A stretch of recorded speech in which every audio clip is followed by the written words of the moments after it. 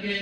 فرمایا میرے صحابہ تمہارے لیے بھی ایک حکم دیتا ہوں, جنت میں جانے والے اعمال بتلاتا ہوں, اور یہ صرف تمہارے لیے نہیں ہوں گے, قیامت تک آنے والے انسانوں کے لیے. فرمایا اطعم الطعام, لوگوں کو کھانا کھلایا کرو.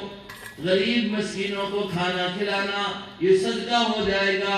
اور اگر آپس میں ماحول اور معاشرے کے اندر دوسرے لوگوں کو دعوت کر لیا کرتے ہو تو اس سے محبتیں پیدا ہوں گی. اس لیے اطعموا الطعام افشوا السلام, سلام کو عام کیا کرو.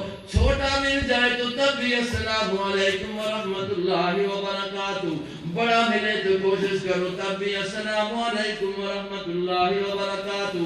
کام کر رہا ہے اپنی کھیت کے اندر تو جاتے ہوئے سلام کر لو, کوئی اور کام کے اندر مصروف ہے سلام کرتے جاؤ. خود بھی نیکیاں لیتے جاؤ, اس کو بھی نیکیوں کا مستحق بناتے جاؤ. تم سلام کرو گے وہ جواب دے گا, تمہیں اس نیکی مل جائے گی, اس کو بھی نیکیاں مل جائیں گی. فرمایا کہ وصلوا الارحام, اور آپس میں رشتہ داریوں کو بھی قائم کر لو. کس کو؟ رشتہ داریوں کو بھی قائم کرو. رشتہ داریوں والوں کے ساتھ, رشتے والوں کے ساتھ تعلق کو خراب نہ کرو, بنا کر رکھو.